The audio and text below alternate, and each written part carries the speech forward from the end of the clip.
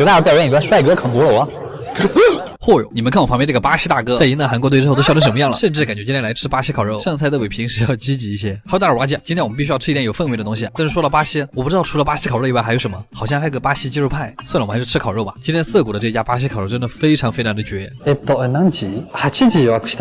虽然很不愿意，但还是夹了一些活到150。他们家这个自助餐吧，主要是沙拉和甜品。今天可以活到160。其实我到现在也不懂，为什么每次吃饭之前都要经历这个痛苦的环节。我真的很想手动拉一下进度条。今天的第一口给到他们家的烤鸡肉，巴西烤肉的特点一下就出来了，就是火大，它会把鸡肉烤得特别的外酥里嫩，它把它里面的汁水锁得巨好，鸡肉那个滑滑的口感还有点像白切鸡。然后下一个是我一直很期待他们家的蒜香牛排，超厚一块。它这块肉最厉害的就是他们家会把那个蒜香腌得很入味儿，油肉流出来的油都是蒜味儿，特别的香，肉感十足又不会很噎人，蒜泥厉害。然后是牛里脊，典型的没什么脂肪，但是由于火候把握的比较好，半生的感觉还是会让人觉得很嫩，好吃，但是没有巴西的感觉。3分熟的里脊，吃起来会有水牛的那种味道。再来一根香肠，它这个香肠密度特别的大，就像我婆婆给我舀的饭，真会压。但是要说香肠还是德国好，下次德国踢赢了再去吃好了。这个也是巴西特色小吃，芝士薯饼，并不会拉丝，浅尝一下就好。下一块是烤牛的三角肉，果然这种孜然味的烤肉还是得用生菜裹着才好吃。然后这个是他们家的人气特色菜，烤菠萝，是不是很难想象它是什么味道？它外面会烤的那种焦香焦香的，然后因为它是烤过的，所以它吃起来完全没有酸味，非常神奇。亚马逊丛林的属于是。他们家的烤羊腿肉我也特别喜欢，因为它巨膻，我操，膻疯了，太爽了，甚至让你有一种吃羊杂的感觉。2肉1万个炒你羊，在你嘴巴里面奔腾。这种时候就要配一个烤洋葱，你会觉得非常的应景。烤过的洋葱还会带着一股淡淡的苹果味儿。接着又是一块烤牛排，哎，有没有人跟我一样，就是特别喜欢吃这种滴血的牛排？刚刚在那边看到你，感觉血水旁边的你还挺好吃的。对了，他们家有个小妙招，就是吃腻了你就去问他们要那个菠萝，瞬间回满血，总共20多种肉。巴西人真的是很幸福的。阿杰推荐指数8.5分。卡梅尔神户和牛被称为日本3大和牛之首，它是日本神户地区非常特殊的一种牛，主要来源于特定的黑色淡马牛品种。今天我们吃到的这个牛已经是在日本第一梯队的牛了，它家如果不好吃，那可能真的就没有好吃的和牛了。但是由于它有非常严格的饲养标准和品种的要求，所以它的产量极其之低。早在2009年就被美国媒体评为世界上最高级的9种食材之一，剩下8种我们之后再吃吧。今天的废话也很多呢。今天我们去的这家店就是一家非常高级的神户和牛怀石料理店，这里它只有包间，就是主打一个神秘小菜是小杯沙拉，中间有几根小肋条，但它这个是烟熏，只能感觉到口感很柔软，再加上蛋黄酱，它这个酱像咸咸的蛋黄，加了很多奶油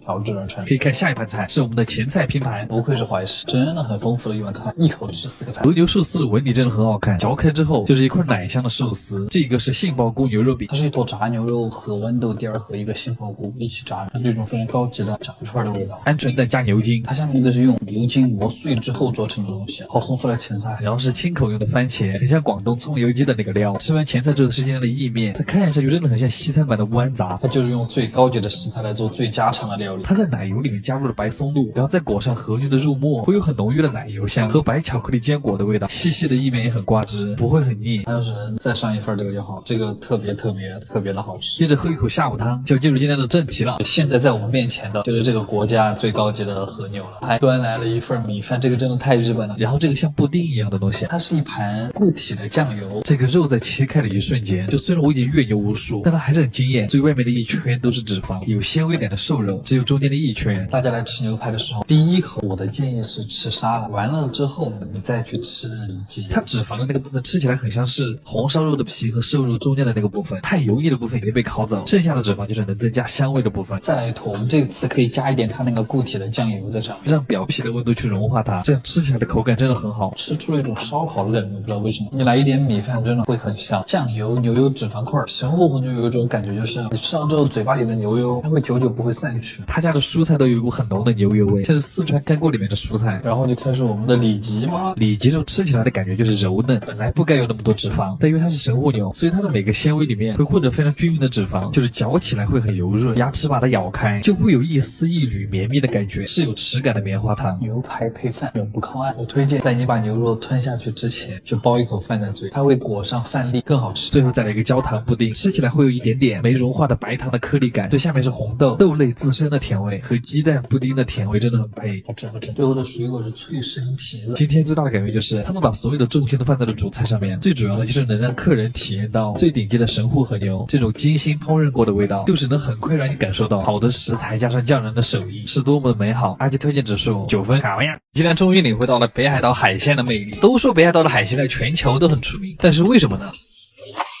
真正在这儿吃了之后才知道，师傅的技艺和食材的好坏原来这么重要。这也是2023年的第一家满分店铺，非常开心，那就一起出发去北海道吧。我们坐的是新干线，走日本的海底隧道过去，坐了6个小时，打了11把排位，赢了1把啊！到了已经晚上10点，第二天早上起来非常有精神。哇，北海道居然一点都不冷，打车直接去店里，门口长这样式，感觉随时会有雪女出现。那希望是 SP 雪女，怎么废话讲那么多？そうですね。予約した量です。12時半。はい。啊，这是今天的大酱，还有点帅。店里安静的恐怖，简直是他家的omakase cos。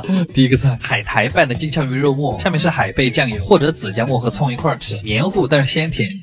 还有山药。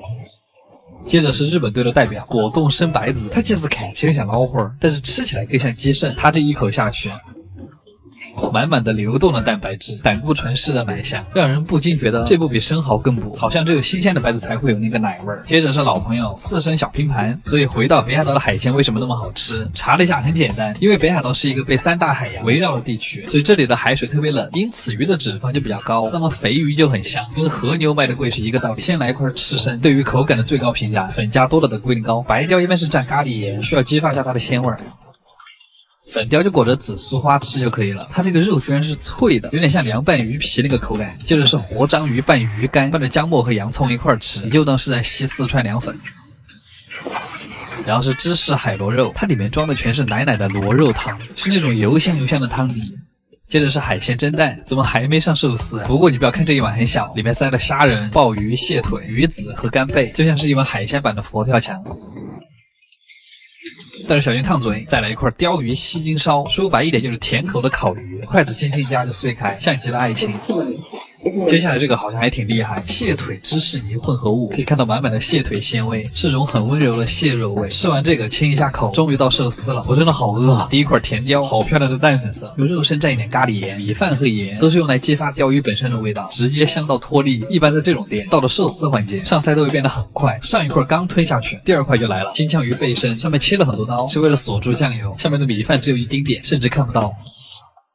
这个是北海道特产的甜虾，纯生，为了还原最好吃的甜味儿，中间是一溜芥末，我特别喜欢这个，是一种黏糯的鲜甜。然后是鱼子军舰，我其实有点吃不来。QQ 爆珠，下一个贝柱寿司，拿着像头胶泥，它这个肉真的很厚，嚼开之后那股甜味就会扩散出来。竹夹鱼寿司，又叫阿基寿司，改刀改得很漂亮，上面是姜末和小嫩葱，还刷了一点臭橙素。上了一碗味增汤，喝一口继续。粉色的这个是湿鱼，它的油脂很丰富，入口就是软糯回甘。我建议什么都不蘸。最后一块一般是最高级的黄金海胆，看这个成色就知道，成块的海胆没有塌掉，没有化开，整个水的纯。一般吃寿司的最后会有个厚蛋烧和一个撑饱的寿司，这2个下肚，你就会获得至高的满足感。最后的甜点是芥末冰淇淋，就是冲鼻辣辣的口感。这家店总体来说都特别的好，而且这个价格也是他拿满分的一个原因，可以带上自己喜欢的人一起过来吃。阿基推荐指数10分，搞样。